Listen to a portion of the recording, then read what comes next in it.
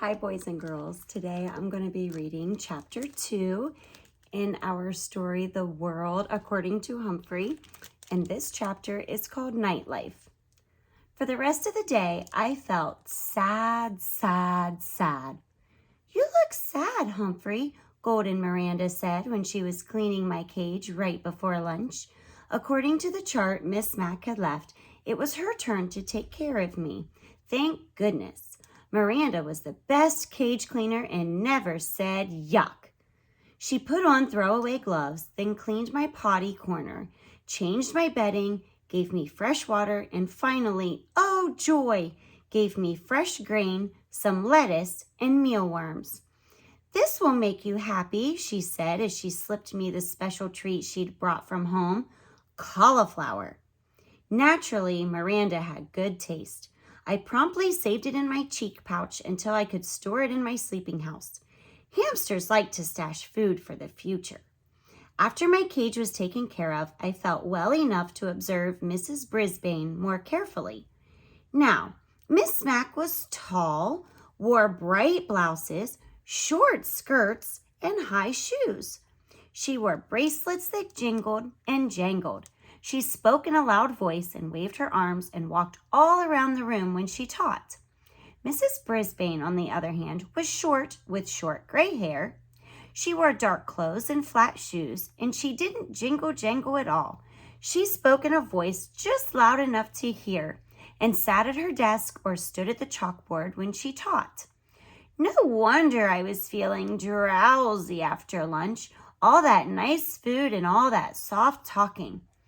Is that all this hamster does is sleep? She asked at one point when she glanced over at my cage. Well, he's turnal, replied Raise Your Hand Heidi Hopper. Raise your hand, Heidi, said Mrs. Brisbane. What's turnal? You know, turnal. He sleeps during the day, said Heidi. I was wide awake now.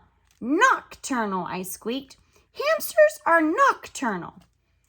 Oh, you mean nocturnal, said Mrs. Brisbane, almost as if she had understood me. She turned and wrote the word on the board. Can anyone else name an animal that's nocturnal? Owl, said Heidi. Raise your hand, Heidi, said Mrs. Brisbane. But that is correct. An owl is nocturnal. Anyone else? A voice shouted out, My dad! Mrs. Brisbane looked around. Who said that? He did. A.J. Garth Tugwell pointed at A.J. Both boys sat at the table nearest to my cage. What about your dad? Mrs. Brisbane asked. A.J. squirmed in his seat. Well, my mom always says my dad is nocturnal because he stays up so late watching TV. Stop giggling, Gail, and a few other students snickered. Mrs. Brisbane didn't crack a smile. Her use of the word is correct, she said, though technically humans are not nocturnal. Any others?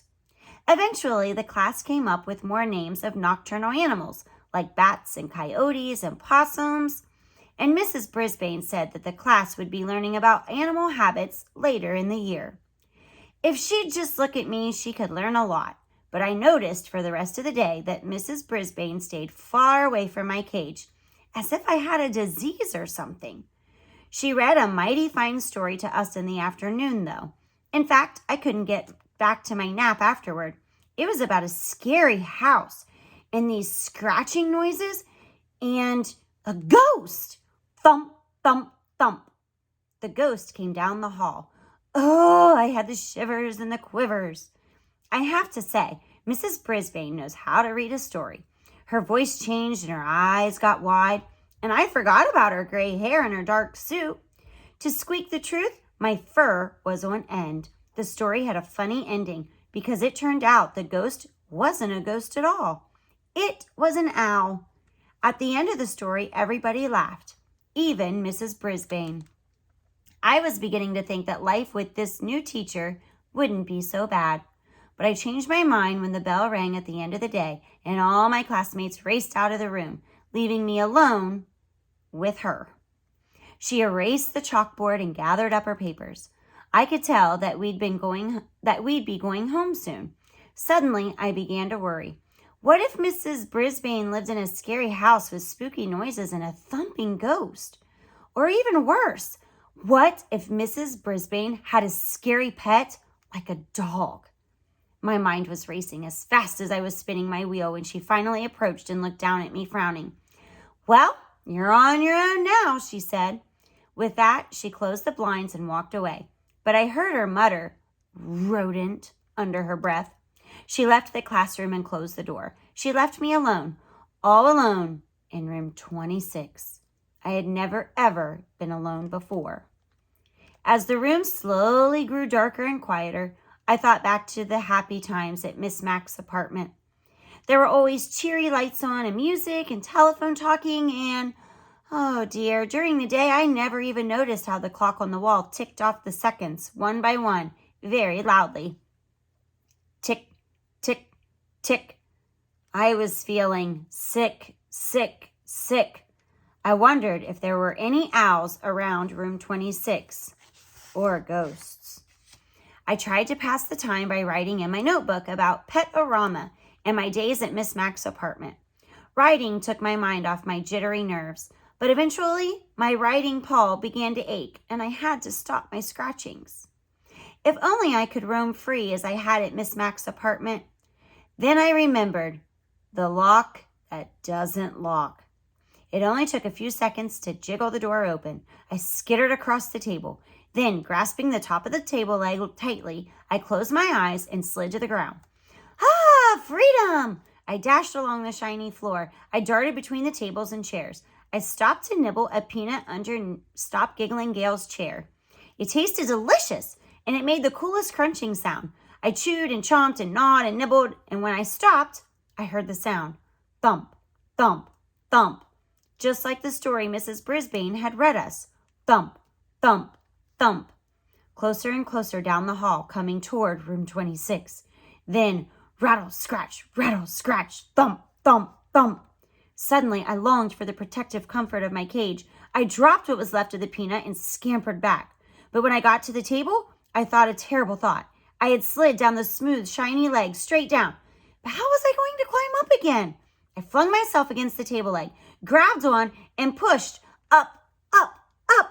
But I had only made a little progress when I began to slide down, down, down. I was right back where I'd started. The rattling got louder. The sounds weren't coming toward room 26 anymore. They were coming in room 26. Just then, I noticed a long cord running down from the blinds. Without hesitation, I leaped up and I grabbed the cord and began swinging back and forth. My stomach churned and I wish I'd never touched that peanut. But with each swing, I got a little higher off the ground. As soon as I saw the edge of the table, I closed my eyes and I dived toward it. Whoosh! I slid across the table and scampered into the cage. As I pulled the door behind me, I was suddenly blinded by light.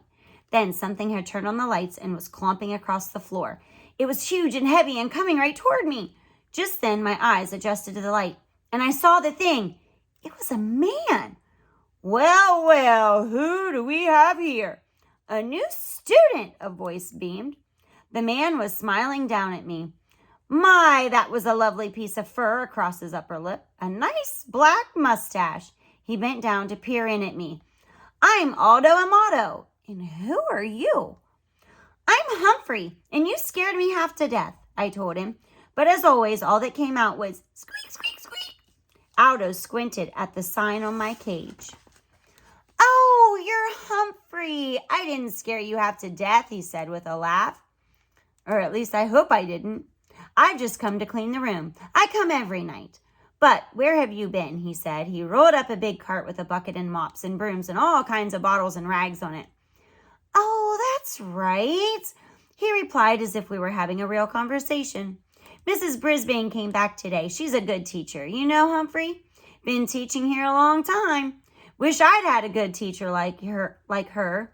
Say, do you like music, Humphrey? Squeak, squeak, squeak. I tried to tell him. I love music almost as much as I love Miss Mack. Suddenly, a song came blasting out of the radio on his cart, and he set to work, sweeping, mopping, moving desks, and dusting. But Aldo Amato didn't just dust and mop. He spun and swayed, he hopped and leaped, he twisted and twirled. How do you like the floor show? Aldo asked me as he grasped the mop like a dancer holding his partner. Get it? It's a floor show? 'Cause I'm cleaning the floor? Then Aldo roared the biggest roar of a laugh I'd ever heard. His big mustache shook so much I thought it might fall off. You like that? I'll show you real talent, Humphrey. Aldo Amato picked up his broom and very carefully stood it up with the very tip, balancing on one outstretched fingertip.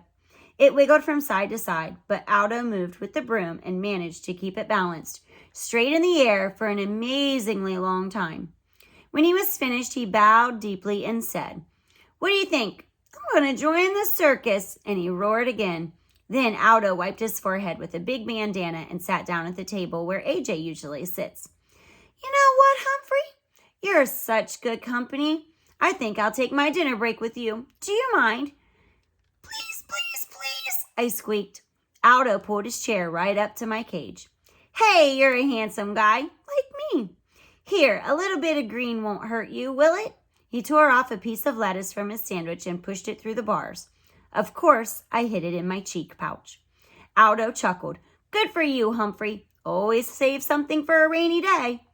The two of us shared a very pleasant meal as Aldo told me about how he used to have a regular job where he worked during the day. But then his company closed down and he couldn't find a job for a long time. He couldn't even pay the rent when he was lucky enough to get hired here at Longfellow's school. He was glad to get the job, but it's lonely working at night because his friends work during the day.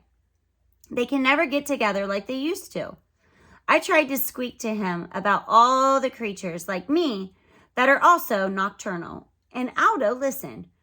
I know you're trying to tell me something, Humphrey, but I can't tell what it is. Maybe you're just saying, I'm not alone after all, huh? Squeak. He understood.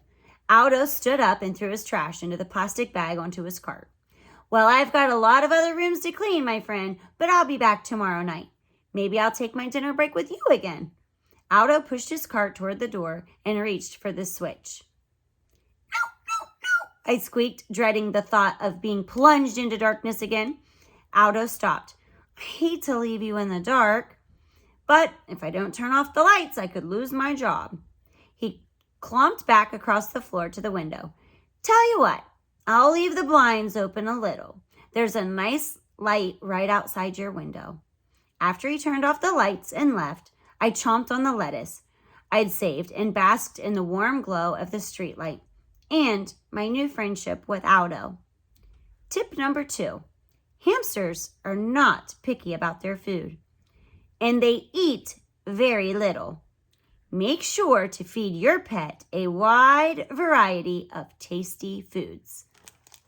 The end. I hope you enjoyed chapter 2, boys and girls.